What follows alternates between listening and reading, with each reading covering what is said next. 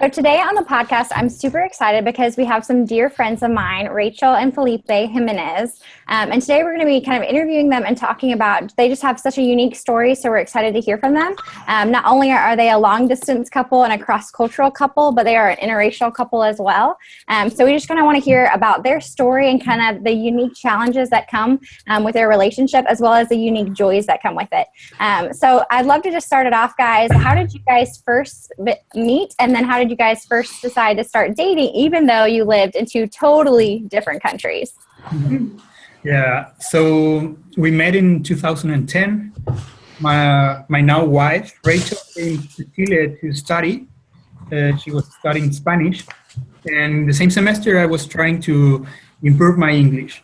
So we decided to start a tandem meeting. She will teach me how to speak English, and I will teach her how to speak Spanish or improve our levels. And at first we were like 5 different people, and by the weeks go by, and at the end it was just the 2 of us for 2 or 3 months. So we get to know very well, and we became friends. Then she left to US again. We start conversation over Skype, and we became really good friends. And I was always attracted to her. She was always attracted to me, but we never did until we see again in 2012. Because for me, I was like telling her signs, and she was telling me signs, but because we're different in culture, we couldn't understand each other, like what we were trying to say. So in 2012, we became straight and said what we're feeling, and then that's when we start dating. Yeah, and we also had, obviously becoming part of a long distance relationship was a big jump, but we have a lot of friends who were also in the same situation. So we weren't the first couple we've ever known to do long distance. We were like the third or fourth. Yeah. So we wound up asking a lot of advice from people, do's and don'ts, and just what to expect. And we were obviously very successful. So it turned out for the best. Mm-hmm. You know, that's really cool, your story and how God put you guys together and all of that. And you know, a lot of couples that try long distance relationships just aren't very successful at it. So what did you feel like you did that really made this relationship work with the long distance factor in there? So we got some great advice from our friends Diane and Pablo, who are another couple. And one of the things they told us was to never assume. And that seems like really simple, but for us, it kind of covers everything. Yeah. Between 2 different languages, 2 different cultures, and primarily speaking through a computer, you can't always assume what the other person is saying. You can't assume why they're late for your Skype date. You can't assume why they forgot this. You can't assume that he meant something different than what he said. Mm-hmm. So you have to be really conscious of what type of judgments and like preconceived ideas you're putting on your partner. And just really being good at communicating. Like if you're going to be in a long distance relationship, you have to be good at communicating because it's all you have. I mean, it's not like we could just, I'm kind of bored, let's go walk hand in hand down to the movies, or all we had was communication. And so it had to be really strong for us to be successful. Mm-hmm. And we also did some other things too, like, everything was a learning curve, but I remember the first time he canceled a Skype date, I was very upset. And I had to explain to him why I was upset because he kind of didn't get it, but it was like the second time or third time we rescheduled that week. And I was like, no, even though I'm not physically there, I'm just as important as any type of plans you have with a friend who's physically there. Mm-hmm. So we had to make that, our plans are our plans. Even if we're not in person, if we make a Skype date for Monday at 9, it's a date. It's like making a plan with someone. You can't just change your mind last minute. It's making a commitment, even from long distance. That was a big thing too. We're always true to our words, and you have to be committed to it. Yeah. Now, that's a great example. Because I was going to ask you if there were some of the things you kind of learned by trial and error. So certainly that would have been one of them. Make sure you make a date and keep it. Were there any other things that you kind of learned as you went through the process that comes to mind? Definitely patience. Patience. In a lot of things. Trust. you have to trust each other, and also knowing that times, like you have to not plan in advance, like too much in advance. For example, when we start dating, we were thinking, oh, we won't be seeing each other in like 6 months, and then who knows when, and then when are we going to get married, and like really stress about the future. So when we noticed that we both were like getting stressed and not feeling very good about it, we decided to just plan in advance for the next trip. The next time we will see each other, it will be 6 months. So start counting down and like preparing everything for that 2 or 3 weeks, or maybe 10 days in one case was really so yeah, like preparing for that time and not for the next or the future ones. Like that helped a lot. So we always dated with marriage in mind, but with a long distance relationship, your relationship becomes serious a lot more quickly than if we were dating in the same town, where you get to do your little dates to the movies or group dates with friends. You have to kind of skip a lot of those steps. So immediately your relationship kind of feels super serious because you're always talking about a date far in advance. Yeah. Once we realized, like, that kind of felt like a lot of pressure. Not that we weren't thinking of as each other as a potential spouse, but it's just a lot of pressure, especially because long distance relationships can be complicated. Someone has to move. You know, there's a lot of delicate topics. We decided to focus on the 6 months ahead. And that even went through up to our engagement, basically. Like, we got engaged, and almost a little bit more than 6 months, we got married. We kind of did that 6 months because it made it a lot more easier. Yeah, it made it easier and like reachable. That, all right, I'm going to see you in 6 months. Let's focus where our relationship is now and where it will be in 6 months. And it just made it a little bit easier to manage. Yeah, I think that's I think that's real wisdom to pass on to other people that are in your situation, because I think it is easy to put different expectations on it, and keeping it manageable and something you can always look forward to. I think it's a great idea. And it sounds like it worked well for you guys. Yeah, it did. Yeah, and what a blessing that you had friends that kind of went before you to give you advice on how to deal with that long distance. So I just love that. I think those are great pointers. I love the looking at 6 months ahead, because 6 months is manageable. But when you're thinking of like, oh, I'm just dating this person and I want to think 2 years in advance, that's a bit far. So I love that you guys kind of pick 6 months and stick to it. That seemed to really work well for you guys. So on top of being long distance, and you've talked a little bit about this already, but you guys are also like cross-cultural and you speak different languages. So Rachael, what has been some of the biggest challenges in your relationships when it comes to the cultural differences? And then Felipe, I'll ask you the same question after. So cultural differences haven't been awful. When I did my semester of studying abroad in Chile, that was kind of my good breaking into the culture and getting accustomed. And it helps that Felipe's a scientist. So some of the things that I think would be more difficult, like always arriving late, tends to be a characteristic of Chileans. Because of his scientific ways, he's not someone who's very late. He's someone who's very orderly. So some of those things we didn't have to really address.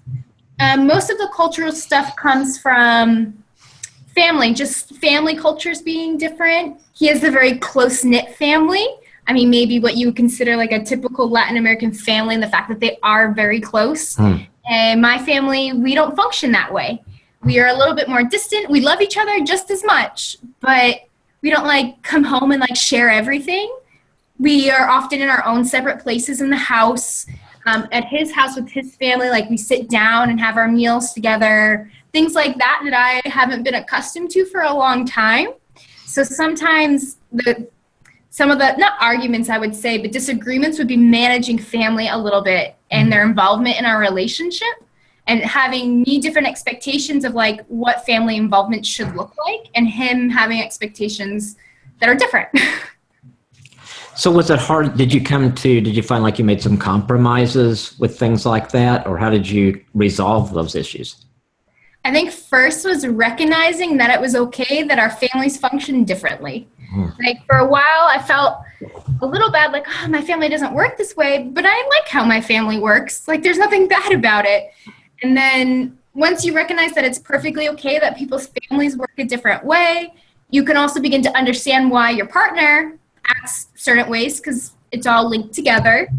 So I think he could see a little bit the way I act had a reason behind it, and the same with him. I think we did make compromises, talking prior to, like, is this something we want to share with family, or when do we want to share this with family? And also saying, like, I guess how much time we want to spend a little bit. Yeah. Do you agree with that? I guess the main cultural difference for me was the family thing. Yeah, I was trying to think about something else, but the family thing was a big deal. Like arriving to USA for the first time was just to meet her family and friends, and I got some ideas in my head, expectations, and when I faced them, was like, this is not what I expected. This is not what I was thinking. But then I realized how things work, and that obviously her family was different from mine, and so I got used to it at the end, and it was something that at first was hard, but then I guess it's been working very good. Yeah, it's like when he first came to the U.S., my parents, when he arrived, I picked him up. My parents greeted him and everything, and then they let him alone. Like they went and did their thing. They gave us some food and space. Which like, oh, you've traveled a really long time. You're exhausted. You're hungry. You're here to see, your girlfriend. Let's give you space. Where when I come to visit him in Chile, there's like the whole family's waiting for me at the house, and we immediately eat. And it doesn't matter like what time I got in, even if it's like 1 a.m, we sit down and have what Chileans call once, which is like a nighttime tea time. And it's like, it doesn't matter. We sit down as a family and we talk and we eat.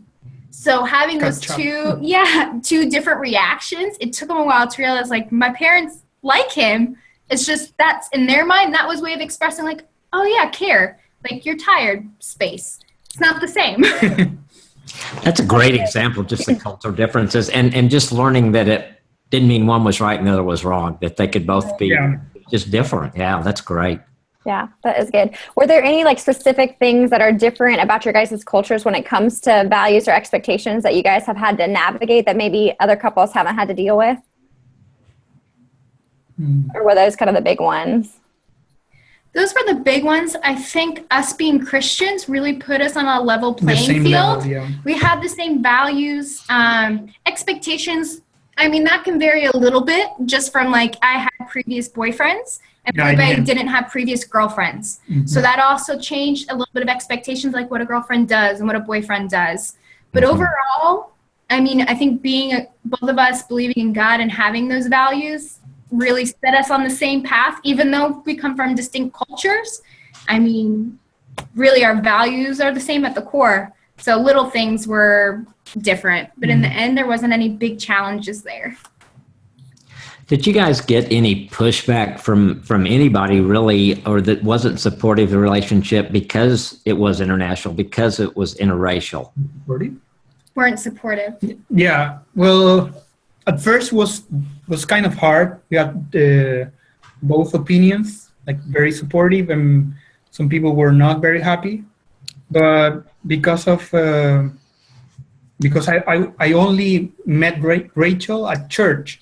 So my friends from college didn't meet her, and they were kind of not so sure about this, and especially because for a non-Christian person, people having a long-distance relationship is something like utopic.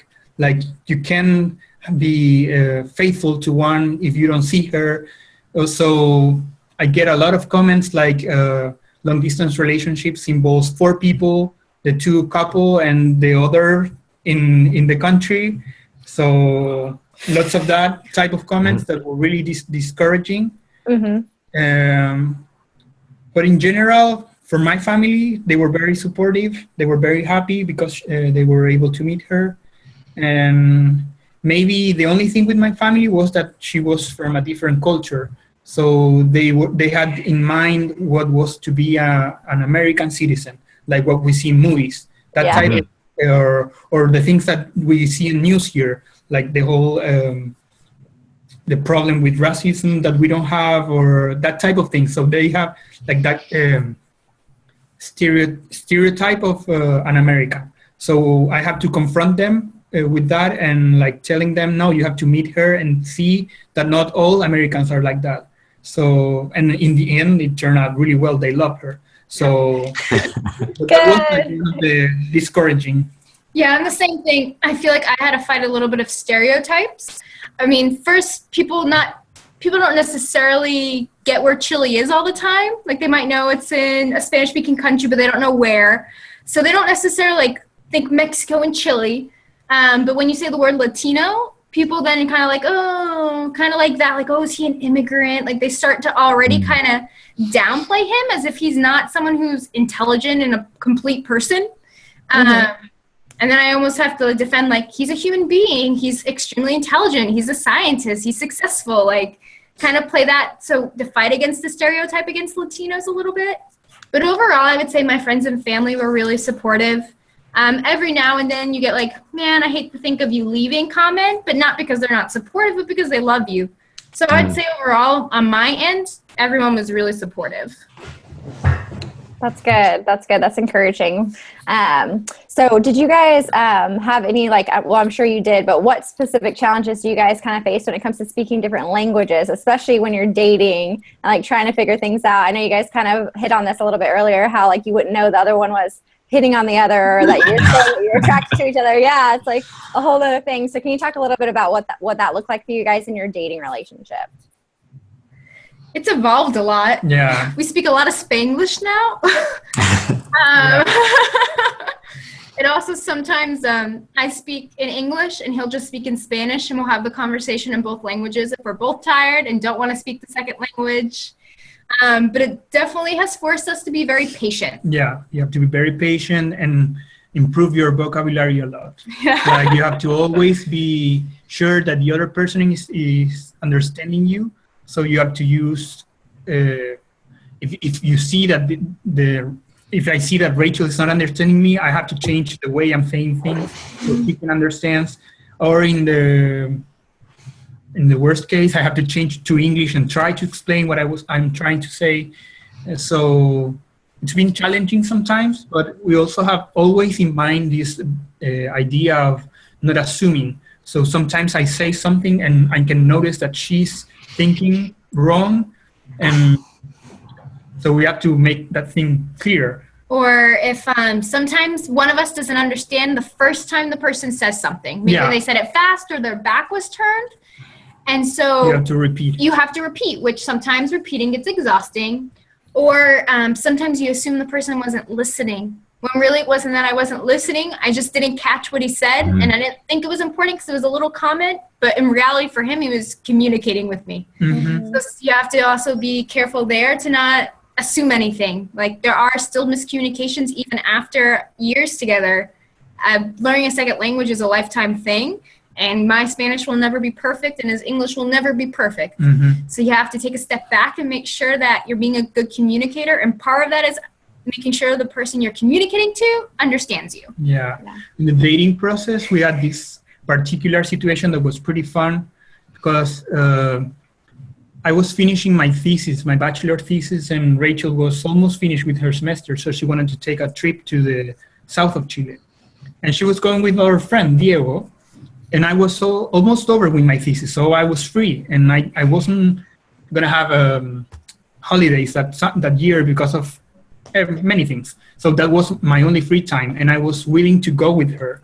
So I asked her if I could go with her, and she said no, which made me really was really discouraging. So that was one of the main things, because I didn't say anything to her about my feelings. But she didn't want me to go with her in her trip. And but I didn't say no. Oh no! She didn't say no. She swears that she said something else, or she understands something else. I totally didn't say no. That's so hard. Yes. And then she went on a trip with her friend Diego, which I thought in that moment that she had a crush on him, and that's why she doesn't want me to go. But it wasn't. No, he was already in love with his now wife, Sarah, and talked about her the whole trip. So it was great to have Felipe. That is fun. Yeah, miscommunication means a whole nother level when you're speaking different languages. Yeah, that's a great example. Great example. So any other thing that comes on, maybe like early in the relationship where one of you said something meaning one thing and the other totally took it the other way? Yesterday we had that situation, remember, with the girls and the belly showing? Oh. Oh no. So here in Chile at the moment, I don't know about the US, but here in Chile, a lot of the young girls, high school and college, wear belly shirts. Mm-hmm. Very in fashion. Mm-hmm. I particularly do not like belly shirts. Not for myself, and I don't love them on other people. Whether you're super skinny or not, it's just, it's not my thing. And so she said something like, why do they have to wear those belly shirts? And I said, because they're hot. And she looked at me like, no.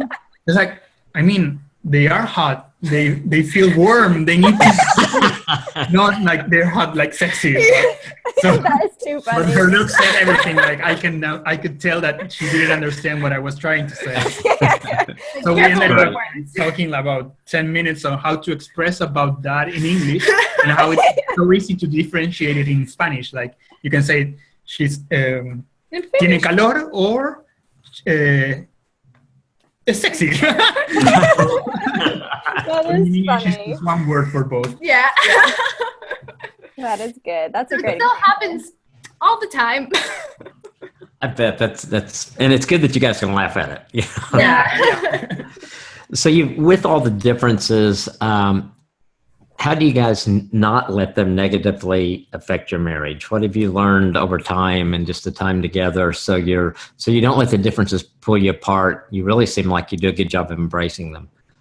Yeah, I think sometimes it's hard too. Like, it's definitely been a challenge with us living together and both working. When you come home, you're just exhausted, and that's when you tend to be not careful with your words or careful with your actions. You're just like in mode of selfish, like I want to eat or I want to sleep, or you're thinking about yourself. So it's hard in the sense you always have to kind of be present with the other person. Because I don't want to take anything the wrong way. Definitely.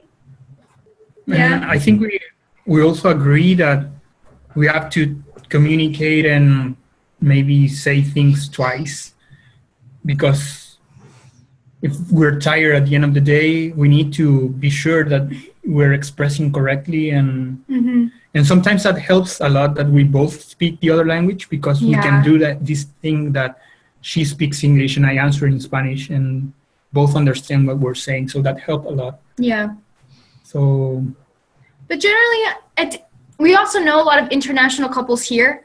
I work in a language department at a university, and I'm not the only one in an international relationship. So there's also a lot of positivity you get from other couples that have been together a long time, and that's encouraging. Or when you see couples starting families, it's just like all the little obstacles sometimes we have to face, we wind up putting aside, because there's a lot of joys that we have now. Just being together, is still kind of, at least to me, is still kind of new. Like the idea that I'm seeing him in person in the flesh, like every day, and not through a computer. I'm not texting him. Because when we did long distance, we didn't talk every day through Skype. We talked once or twice a week through Skype, and then we texted a lot. Yeah. So even just like him being in the present is kind of still pretty cool to me. Yeah. So I think right now it's like all the negatives seem so small in comparison of just the fact that we get to be together and we're healthy and happy.